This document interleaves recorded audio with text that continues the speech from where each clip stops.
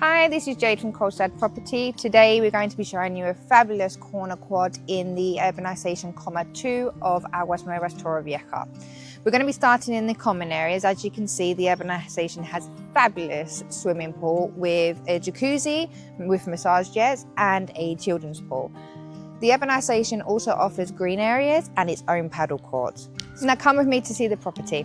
So we're going to be starting in the lovely garden. The property is east facing, so you have sun all morning, but then also you do have the afternoon sun in this part of the garden.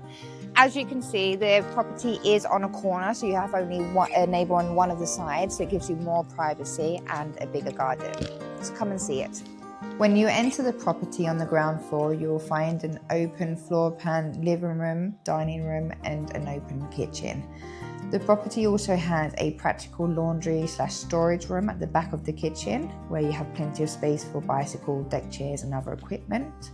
You will also find on this floor a 1-bedroom and a bathroom. On the second floor, you will find 2 bedrooms, both with an ensuite bathroom.